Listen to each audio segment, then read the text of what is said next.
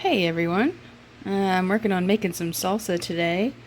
My neighbor, her grandmother is from Oaxaca, Mexico, actually still lives in Oaxaca, and her family has a restaurant here in my area that makes excellent salsa.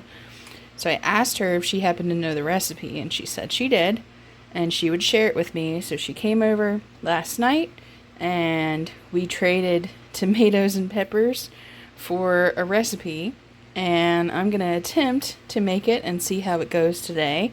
So I have 40 tomatoes quartered in my pot here that I have boiling, and I'm just wanting to cook them down till they're soft so I can run them through my food mill over here. And then in this pot, I have 2 yellow onions cut in half and 16 jalapenos cut in half and de-seeded, and 4 chiles de arbol. So if you're not familiar with a chile de arbol, let's see, where did I put them? They're a dried chili, similar in shape to a cayenne pepper. So dry, full of seeds. So what I actually did, the recipe doesn't call for this, but what I actually did is I broke it in half and I got as many of the seeds out as I could, because I have a feeling this is going to be really hot. So, gonna cook these down till they're soft. And then another thing I'm going to have to add is some garlic, which I need to grab. So I'm going to add 16 garlic cloves into this pot and let it boil down and get soft as well. And then when I'm done running my tomatoes through the food mill and everything in this pot has gotten soft, I'll run these through the food mill as well. Okay, so I've run the 40 tomatoes through my food mill, and this, I don't know if you can see or not, that's the size hole that I'm using. So slightly smaller than a tomato seed. So it's the medium size disc in my food mill. But the next thing I need to do, these have been cooking for the whole time it took me to run these through the food mill. So probably about 10 to 15 minutes. And so now I'm going to run them through my food mill and then add everything together to this pot. Alright, so running that pepper and onion mixture through the food mill didn't work well. So instead I got out my little hand immersion blender and blended the peppers and onions and garlic up super smooth. I did drain all the water off first, because I'm trying to have as thick of a salsa as possible. I also drained the water off of the tomatoes as best I could before I ran them through the food mill. So the next thing I'm going to do is add 1 teaspoon of salt per batch of the recipe. So I did 4 batches of this technically. Alright, and then what I'm going to do is add the juice of 4 limes to this, and then I'm going to add all of this back into my pot and boil it for about 8 minutes, and then we'll give it a taste test, and if it tastes good and we don't need to adjust anything, we'll get it canned up. Everything's now added to the pot, including the lime juice, and I did use fresh limes. And now the instructions say to add everything back to the pot and boil at a high level, so you want a really quick, fast boil for 8 minutes or until desired thickness. So that's our next step. Here we are boiling away, and you want it boiling just as violently. Make sure you have a nice deep pot and that your liquid is down towards the bottom of it, because when you stir this it will splatter and can burn you if you're not careful. A couple things about tomatoes and their benefits and everything that you may or may not know.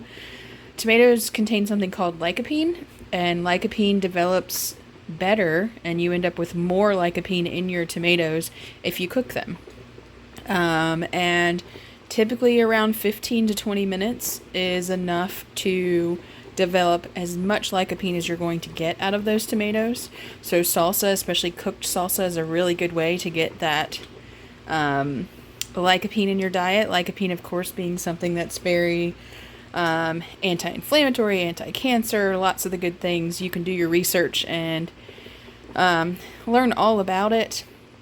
One of the things you'll see here in this pot is you'll see around the edge a foam, and that foam is what a lot of the old timers would call the toxin or the poison coming out of the tomatoes. I'm not sure exactly what it is. There's my timer finishing up. I'm not sure exactly what it is, but I do try to make sure that I scrape it all off. No, I'm not going to do it while it's boiling like this because it's a good way to get burnt. But as it's cooling down and gets to where it's boiling less violently, I will scrape that off and discard it. But yeah, this is what it's looking like. It's at the end of its cooking cycle now. So I'm going to remove it from the heat, let it cool down, put some in a little bowl in the refrigerator so I can try it and see how it tastes. It's way too hot right now to have any idea of what it would actually taste like.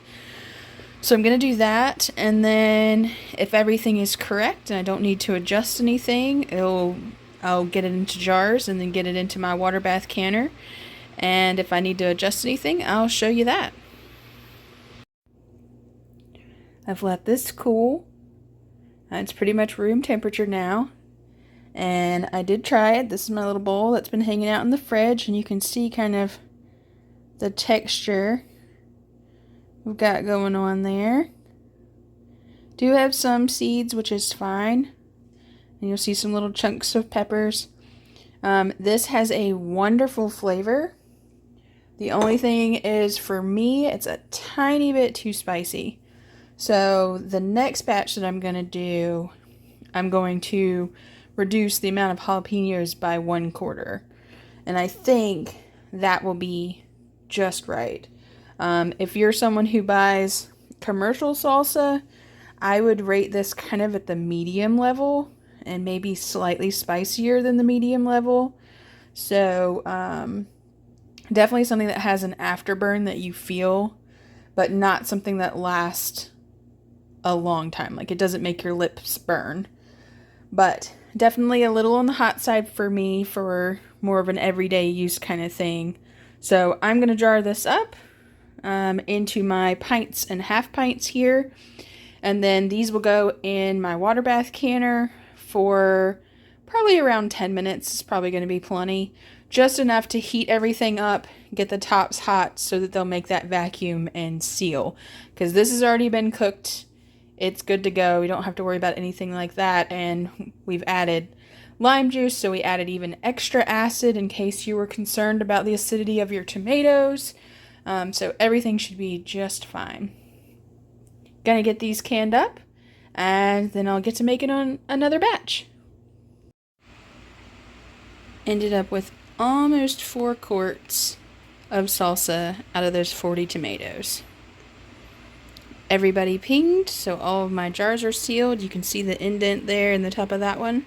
Well, these are hot. I'll let them sit exactly where they are for the next 24 hours and let everything cool really well before I mess with them. Otherwise, you risk making that seal pop free or even having false seals. Hope you'll give this recipe a try. If you have something similar, I'd love to know about it and hear about it and compare recipes. Hope you enjoy.